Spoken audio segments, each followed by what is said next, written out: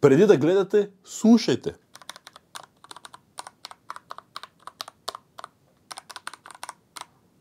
Много мазно. Това тук е Genesis TOR 660. 60% клавиатура с мощно, ама наистина мощно RGB, механична, с кафеви, много мазни свичове, както успяхте да чуете, предполагам. Тази клавиатура може да бъде ползвана по 3 различни начина. Как, какво, защо, къде, ще разберете в ревюто днес, благодарение на нашите приятели и партньори от ardes.bg, където вие може да пазарувате такива клавиатури, периферия, техника, компютри, части, компоненти, телефони, лаптопи, мобифони, кастофони, каквото си искате.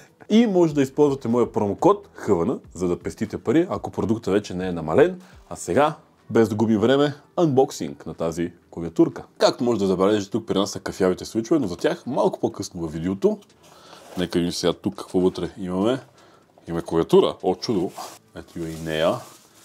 Елегантна беличка, много добре. Имаме и книжка, опътване, проблем. А тук отзад се крият интересните неща, които са джаджата, с която да си премахвате свичовете. Тя всъщност е доста полезна, защото самата клавиатура е направена доста плътно и е доста трудно да ги премахнеш с ръка, така че това е много хубаво, че го има. Разбира се, имаме донгъла за безжичната връзка и ако искаме да я вържем с кабел, имаме и кабела, който е с USB-C към USB-A. И ето това е всичко, което ще намерите в клавиатурата на TOR 660. И сега разбирам, че трябва да си взема и някакъв черен фон. Какво имам предвид, че може да ползвате тази клавиатура по 3 различни начина. Тя може да бъде вързана към 3 различни устройства почти едновременно. Може да я вържете с кабел, който е USB-C. Може да я вържете с донгъла, безжично, т.е. Или може да я вържете с Bluetooth към някое Bluetooth устройство. Както аз тук съм направил в момента с моя телефон. Клавиатурата е вързана към телефона,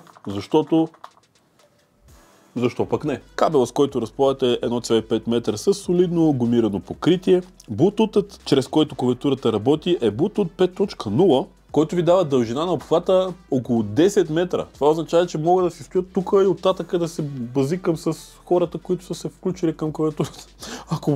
Ако това е нещо, което искате да правите, може да го правите. Имате доста стабилен обхват. 10 метра също е обхвата с 2,4 ГГц безжична връзка, която става посредством донгъла. Преди примерно 4-5 години, да си купиш безжична клавиатура беше доста непрактично решение, особено ако ги играеш игри и искаш да си топ ниво.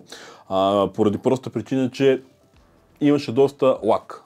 Имаше доста забавяне, латентност, както искате така го наричайте. Но тук разбира се не е така, защото имате 2,4 ГГц оптична връзка, която е общо взето с почти никаква латентност, няма лаг и е супер за гейминг особено. Както може да забележите, докато говоря, клавиатурата се изключва и ако цъкнем бутон, тя се пуска. Това е режим, който е направен специално за да пести батерията. А като говорим за батерия, няма как да не споменем, че имате вградена батерия от 3000 мАч, която ви дава около 50 часа време на работа, ако използвате абсолютно постоянно RGB-то, ако постоянно е вързана към компютъра, ако играете много часове на нея, около 50 часа имате с напълно заредена батерия. Което ще рече, че ако не сте абсолютен маняк и не играете по 10 часа на ден на игри, би трябвало на всеки 2 седмици да може да я зареждате и да си я ползвате.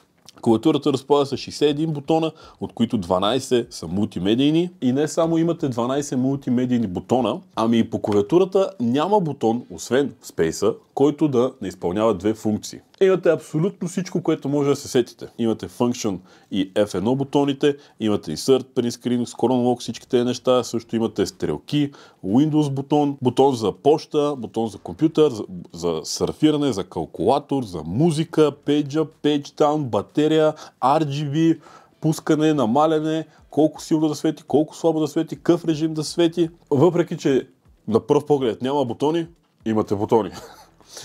Начинът, по който сменяте различните модове, чрез които искате да свържете клавиатурата, става с Function бутона или някои от Bluetooth опциите, които имате тук, или Function бутона, или 2,4 ГГц връзка. зареждате с USB кабела. Зареждането става за около няколко часа. Tor 660 разполага с 1000 Hz Pooling Rate, което е около 1 милисекунда време за реакция. Дизайн и изработка на клавиатурата. Тя е компактна, стилна, 60%, изработена от здрава матова пластмаса. Тук при мен, както може да видите очевидно, е белият модел, но имате също така абсолютно същия, обаче черен. И сега нека си говорим за това, което всъщност е от по-голямо значение при клавиатурите, и това са свичовете. А тук нещата също са доста скандални, въпреки ценовия клас на самата клавиатурка. Разполагате с PBT key капове. PBT key каповете, или общо взето капачките на самия Switch, са едни от най-добрите на пазара. PBT означава, че самите key капове са доста по-устойчиви, няма да се изтъркват. Това е заради двуслойния дизайн, чрез който са направени, и отстрани имате прозрачна пластмаса, за да може самото RGB да свети още по-яко. Както видяхте и в анбоксинга, тук имаме non-faulting keycaпове, което общо взето означава, че клавишите са потопени в корпуса, което придава по-подреден и естетичен вид. Ако някога сте работили с механични клавиатури, би трябвало да сте забелязали, че примерно Space-а, Shift-а и примерно другия Shift и Enter, ако е от дългите, понеже са по-дълги копчета, се чуват по по-различен начин и са малко по-неприятни за слушане. Тук обаче не е така, защото имаме стабилизатори. И не само имаме стабилизатори, но и те са смазани стабилизатори, които правят натискането на големите клавиши доста по-плавно, тихо и стабилно. Днес тук модела при мен е с кафевите Gateron Tactile свичове, които сега ще чуете как се чуват.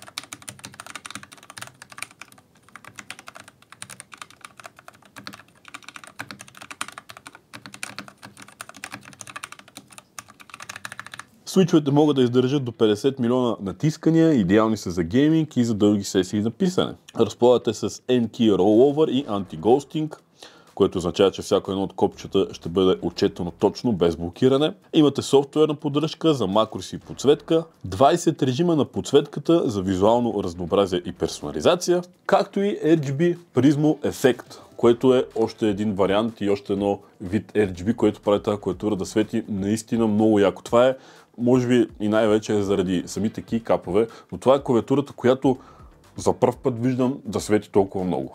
Ако се кефите на RGB-те, на светкавици, на различни цветове, модели и така нататък, тук няма да останете разочаровани, защото наистина свети много яко. Ако обаче не сте фен на кафевите свичове, може да се вземете и с червени, които са една идея малко по-леки за натискане. Какво имам предвид? Кафевите Gateron Tactile свичове имат 2 мм Actuation Point. Това означава, че са нужни 2 мм да натиснете бутона, за да отчете, че всъщност сте го натиснали.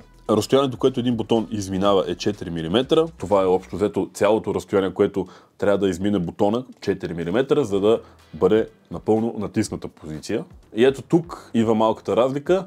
Кафевите свичове изискват 55 грама сила да ги натиснете, докато червените изискват 45 грама, което звучи като някаква много малка разлика, но всъщност, когато ги сравните и ползвате и двата свича, разликата се усеща. Също така, червените са малко по-тихи от кафевите, като кафевите са 51 децибела, а червените са 49, тук вече разлика почти няма. Сега много хора поставят тази клавиатура в бюджетния сектор на механичните клавиатури и аз съм до някъде съгласен, защото цената в момента на тази клавиатура е 169 лева в Ardes, и ако използвате промокода HVN, ще имате 3% намаление, но пак не мисля, че от най-бюджетните, въпреки че нещата, които получавате, не са никак малко, защото получавате компактност, премиум качество, премиум материали, премиум изработка, свичове, функционалности и всичките му работи са на много високо ниво. RGB-то отново е едно от най-добрите RGB-та, които съм виждал някога на клавиатура, а това, че може да я свържете и да я ползвате по 3 различни начина, е още един много готин плюс. Кефти Bluetooth, кефти безжично с донгъл, кефти с кабел. От към функционалност, най-вече свичовете, Отново имате PBT капове, които са най-добрите на пазара, кафеви, червени свичове, имате избор. Така че да, бих е сложил напълно стабилно в средния клас на механичните клавиатури. И нещо, което лично мен много ме кефи е самия звук, който издава клавиатурата, която я ползвате. Наистина е много приятен, мазничек такъв, готин, не е досаден, кликащ както някой или тракаш все едно пишете на машина. Много ме кефи звука. Единственият минус, и това е минус за мен, лично е, че аз не съм много фен на изрязаните 60% или TKL клавиатури. Аз обичам пълната схема, пълната клавиатура. Нещо друго, което ми се искаше да видя да е малко по завършено, е самия софтуер на клавиатурата, защото изглежда буквално малко недовършен. Имате макрота, може да си сменяте пак подсветки, RGB-та и такива неща. Но, примерно, бих искал да видя колко батерия имам. Бих искал да видя как съм свързал тази клавиатура. Бих искал да мога да правя някакви макрокомбинации, защото все пак е 60% и тук комбинациите ще играят доста голяма роля. Така че, може би, софтуер е едно от нещата, които със сигурност би било хубаво да бъде малко пипнат. И между другото, ако сте маняк на тема свичове клавиатури, може много лесно да си купите малко смазка, да смажете цялата клавиатура и тя ще зазвучи още по-мазничко и още по-приятно, когато я ползвате. Защото в момента само дългите бутони Shift, Space, Enter, само те са смазани. Линк за клавиатурата може да намерите в описанието на видеото, както казах, може да използвате моя промокод, за да си спестите пари при покупката на тази клавиатура или при покупката на каквото и да било друго от сайта, стига то да не е намалено. Благодарим, че гледахте, благодарим на Ardest, че правят тези ревюта възможни и ще се видим в следващото.